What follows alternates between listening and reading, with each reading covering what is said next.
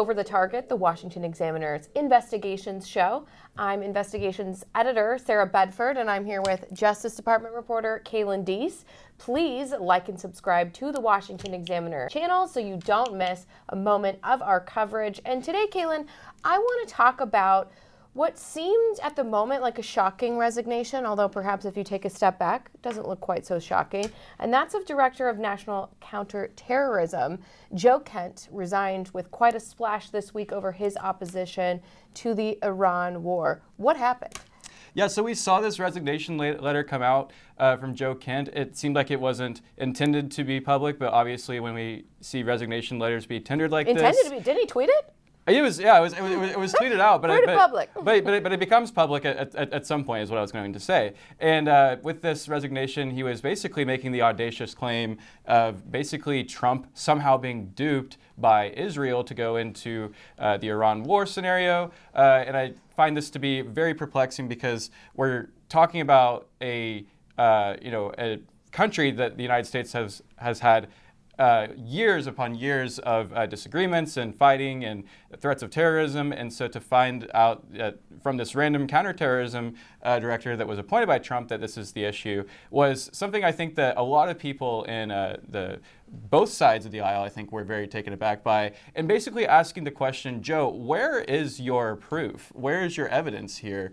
And people were already predicting that he was going to go on Tucker Carlson. Well, the next day he goes on Tucker Carlson. Well, that seems like a wild move to me, right? Because Tucker Carlson is someone who, on the topic of Israel specifically, doesn't have a ton of credibility in what you might call mainstream Washington because of some obviously very controversial comments that he's made about Israelis and Zionists and things like that. So it's obviously a deliberate choice that Joe Kent would choose to make Tucker Carlson's podcast the first stop on his sort of explanation tour, freedom tour, whatever you want to call it. We're also learning in the aftermath of Joe Kent's resignation that he has been under investigation for alleged leaks of classified information. Now, what do you make of all that? That predates the resignation. Yes, I think it makes complete sense that the FBI had been taking a look at this because when you take a look at what we've been told publicly, that he was being left out of meetings on the Iran war and that he wasn't being fully briefed in the same way that other top officials were, such as the CIA with Ratcliffe or ODNI Gabbard. I think that what we're seeing is essentially this had been a soft sort of progressive ouster that was in the works here. Joe Kent, it seems to me from what we were seeing from those peripheral information, saw the writing on the walls, tendered this resignation, was intended to be something that would become public, obviously did become public through the tweet, and he was trying, in my assessment, to get ahead of this story and to try to at least have something to say on the way out. Well, it's curious to me because being sort of sidelined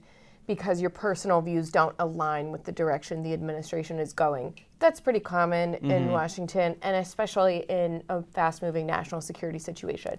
That, to me, is a far leap from being under investigation by the FBI for allegedly leaking. And it's interesting because we do know that Kent had sort of run afoul of the FBI earlier in his tenure, right? It was back in October, yes, when there were reports that the FBI Director Kash Patel in particular, was upset that Kent was searching FBI files for some sort of foreign nexus between Tyler Robinson, Charlie Kirk's alleged assassin, and foreign powers helping, because this sort of fed into a lot of conspiracy theories online at the time. And it was interesting to me that during his appearance on Tucker Carlson's podcast, Joe Kent brought up these theories about the foreign nexus in Charlie Kirk's assassination, right? Yeah, no, it seems entirely like it was baked in a lab to create sort of the finality of this tension that's been building on the right for some time now about this supposed civil war. Are we in a MAGA civil war? Is that what we're in? It seems like Joe Kent, it seemed like if there was any intent by what he did in the setup of it, in the fallout, and the subsequent interview, and going on Tucker Carlson just yesterday and invoking Charlie Kirk's name and telling a story about how Charlie Kirk wanted apparently him to stop the U.S. from getting into a war with Iran. Ooh, the last thing he said, really the last convenient. thing he said to Kent, yes. So it seems like it was all something that had been sort of concocted to create finally like a very outward position now that people can say these are the division lines.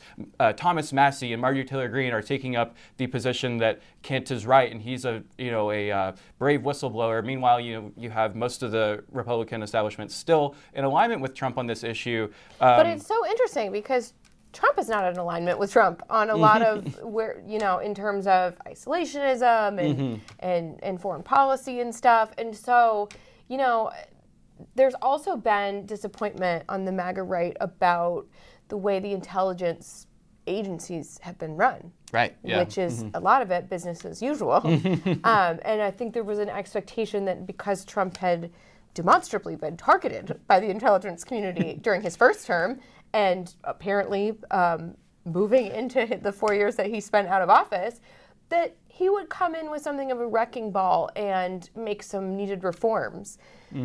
We're not seeing that, are we? In fact, Donald Trump wants to extend the intelligence community's surveillance powers, doesn't he? Yeah, he'd like to see now that FISA, the surveillance tool that allows the United States to get a bunch of information on foreign targets, that often does scoop in innocent citizens' information that's out there. He wants to see this extended, and it's really kind of a funny, it's not funny, but it is interesting to see sort of how the partisan teeter-totter sort of works on this situation now, because now you have ironically, Democrats like the Senate ranking member of the Judiciary Committee, Dick Durbin, who is calling on Republicans in the Trump administration to testify publicly, telling the country about what their plans are to use FISA for. It seems like that type of refrain would be something that Republicans would be saying back during the Biden administration.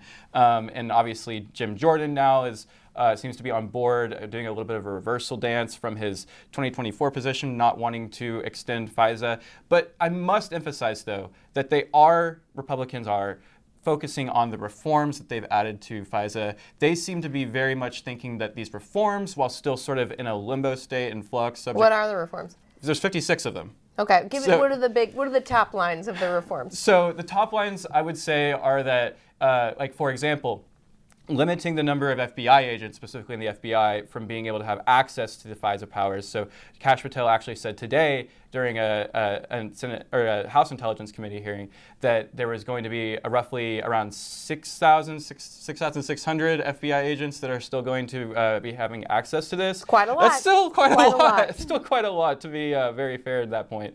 And also saying that if there was any findings or internal review of abuse of these FISA powers, that there would be swift removal from these positions. So we'll just wait till after the abuses happen, exactly. And then we'll go take care of them. But no need to address them on the front end. And encompassing all of this, justification here is the situation that we're currently in with Iran. Right. Well, that's really important context, right? It's difficult to scale down your national security powers when you're in the middle of a war. Right. Which is it's really convenient timing for intelligence hawks for the FISA expiration deadline to fall, a month after the Iran war starts. I have to ask you, Sarah, did you ever feel like this would be the situation we'd be in right now with the FISA talks? I mean, because you, back when you were reporting a lot, you've done a lot of reporting on FISA before, on Democratic abuses, Democratic administration abuses of FISA. It makes me a little concerned because even if you trust the people who are holding the keys to the to the surveillance machine at this point, if you trust the Trump administration, it seems like what we're doing is just perpetuating a tool that could be used and abused under Democrats who are potentially more hawkish on this and will try to surveil Americans like we saw with January 6th. So I'm just curious, was this an expected maneuver from what you had reported on? I think it's interesting. You said something. You said that it's interesting that the partisan lines had shifted around FISA Section 702 renewal, and I actually don't think this is one of those rare issues that falls really outside the sort of typical partisan lines. What critics would call the Washington blob loves having this power. Democrats, Republicans, if you're sitting on an intelligence committee and you work closely with the intelligence community, those lawmakers tend to have a pretty friendly relationship with the spy agencies, and you don't see this as a wedge issue between the parties at all. It's something that everybody loves. But there are many documented cases of this being abused by both sides of the aisle. It's a power that one could argue no government should have under any circumstance, right? And the argument in favor of it from lawmakers that support it is that, this doesn't target American citizens. It's a program that allows intelligence agencies to collect communications between foreigners without having to go get a warrant.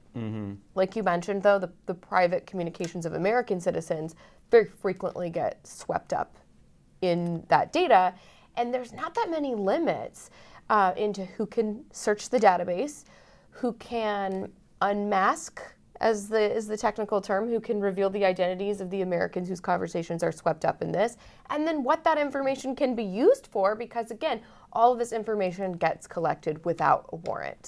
So the typical guardrails on the government's ability to listen to your phone calls or read your emails aren't there in this program. And so, we talked just a second ago about the MAGA Civil War, or disappointment on what you might call the MAGA right, with how few reforms the Trump administration, and Patel in particular, you and I have talked about this quite a bit, they have not done a lot to sort of neuter these intelligence agencies or these law enforcement agencies from being able to be weaponized, again, like they were against the Trump people. And it just really baffles me that the Trump administration doesn't seem to have an interest. They're like, no, Kash Patel's got this. In between his UFC fights, he's going to really protect our civil liberties. Yeah, it really is. I do see it as a double-edged sword. They want to be, keeping these types of promises. They want to appear like they're keeping the promises to the American public. At the same time, though, they've cornered themselves by putting us in such a heightened national security situation at the current moment that it seems like it's essentially, manufactured consent in a sort of weird way. It's like we've put ourselves in this situation now to the point where to protect you all, we have to do the thing that we didn't want to do, and in fact promised you we were going to, end this sort of mass surveillance, or at least weaponization of mass surveillance.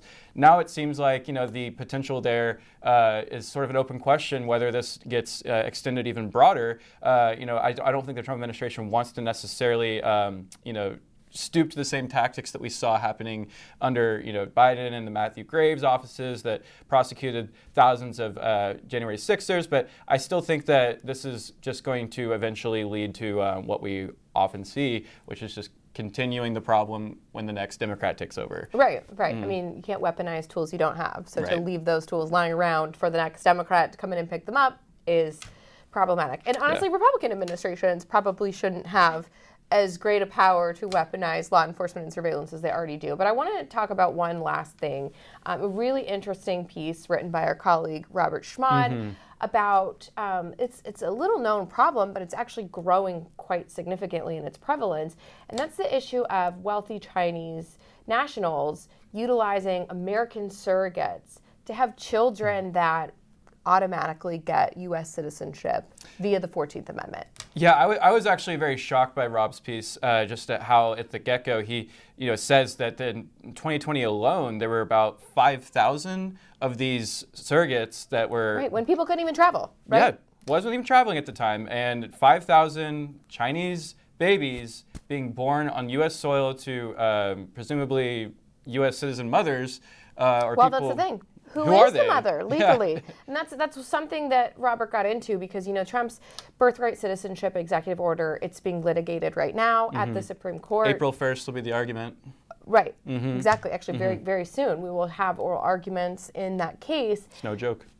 Sorry. And it's interesting because the context of the birthright citizenship conversation tends to be illegal immigration, right? People coming up over the southern border, having children here. The pejorative term, it's got a negative connotation, is anchor baby that's frequently used, that immigrants will come here, have a baby, and then they'll have ties that keep them here in the United States, even if they crossed in illegally. Birthright citizenship goes all the way back to the Constitution, so there's a lot of issues when that was written that the Founding Fathers probably couldn't have conceived of, and surrogacy, foreign surrogacy is, I think, one of those. Well, yeah, and the argument that the Trump administration is positing is that the citizenship clause of the 14th Amendment was, in effect, pertaining to things like Native American slavery, things of the time that we saw happening. It's not ensuring that those people's children would get to be American citizens. Precisely, ensuring that they would be citizens, but not accounting for the idea that for example, just two random people decide to fly, maybe vacation to America, go out to California, and they're from a different country, say China. They have their baby here, the baby's born, fly back. This story we're talking about with Rob Schmad writing it is an even more sinister type of scenario, because rather than the anchor just being right off the boat, a couple hundred feet down, it's like you're casting thousands of miles long anchor without having any sort of really knowledge about where who these parents are. You're having people in China, and commercial surrogacy is illegal in China. Mm-hmm. So in some instances, this is not necessarily something nefarious in the sense that Chinese nationals are like trying to get their children U.S. citizenship for some sort of counterintelligence purposes. In some cases, it is wealthy Chinese people who want to grow their families but medically can't, and they come here. But what you have in a cottage industry that has popped up in the United States of wealthy people who are having really highly unusual numbers of children. I mean, the Wall Street Journal reported in December that there's one Chinese executive who's publicly boasted that he's had more than 100 children via U.S. surrogates, all of them having United States citizenship, and hopes to raise them all to be heirs to be executives at his company one day. That's not what surrogacy was designed to facilitate. That's not what birthright citizenship was designed to facilitate. And then you look at the executive order that we're talking about, which, to refresh everyone's memory, the first day that Donald Trump came into office last year, one of his executive orders was to say that the federal government should reinterpret the language in the 14th Amendment so that it no longer applied to a child born to two people who don't have any sort of legal status in the United States. And what's interesting is it uses the word progenitor, the immediate biological progenitor, to describe who this applies to. If the immediate biological progenitor does not have any form of citizenship, their child doesn't get birthright citizenship. Well, who's the progenitor? Who's the progenitor in a surrogacy situation, and that's not been litigated at all by the courts? Is it the mother who is gestating the baby? Mother, it is not. I don't know if that's the precise term. Is it the woman serving as a surrogate who is gestating the baby and providing the life-sustaining support of her womb? Or is it the foreign national who's contributed the genetic material to this conversation, but because of modern technology, the biological mother might not have ever set foot on U.S. soil. She can deliver her frozen eggs on an airplane and have the baby delivered back to her, never once setting foot in America. Who's the progenitor in that conversation? And what's interesting is that Robert Schmad did go to the White House and ask them how they think their birthright citizenship order applies in the situation of a foreign surrogacy where the surrogate is American but the baby inside is not. And the response? They did not have an answer for that, which is just interesting. It's a really difficult set of questions.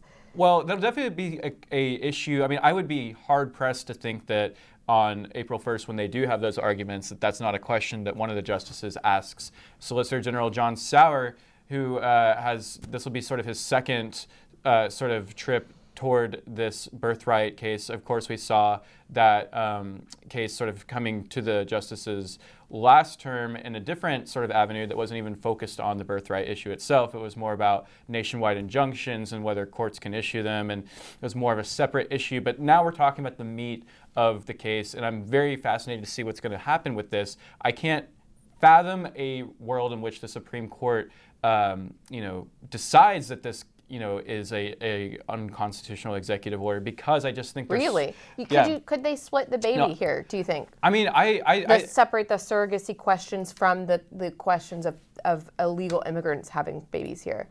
I don't know exactly how it would be split down the middle, but what I do understand is that this court, if it is adhering to what we've heard time and time again through different interviews, that most of the justices are originalist justices, and if they're reading a originalist interpretation of the 14th Amendment, and they do the same thing with gun laws, they do the same thing with the Second Amendment, I find it hard to believe that they are going to outright reject this. Now, there's a couple of stipulations on this, and I don't want to get too deep into them. But one that I am, just gut feeling confident about is that if they uphold the executive order, it's in no way going to apply retroactively. It's not going to apply to strip citizenship from babies yours who were and our born. ancestors. Right. Can't go back. No take backs on that kind of thing, because that's just too messy.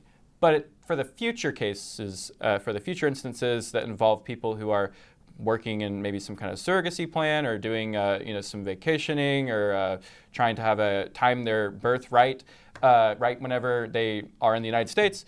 Birthright, that's not the word I was trying to use, but if that's the case, I do think that going forward that would no longer be something that would be allowed, and potentially could be penalized if the government chose to enforce the law in that regard. But how it ultimately shakes down, I think, is that the 14th Amendment is pretty clear in what its application is for.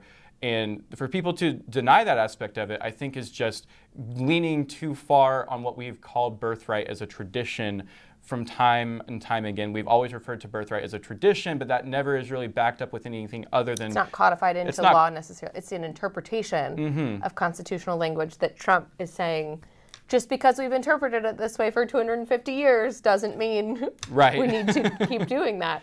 Yeah, so traditions, sometimes they stick around, sometimes they don't necessarily, continue. So we'll see what happens. Well, Caitlin, thank you so much for joining us here today on Over the Target. Please like and subscribe to our Washington Examiner channels, and that'll do it for us today.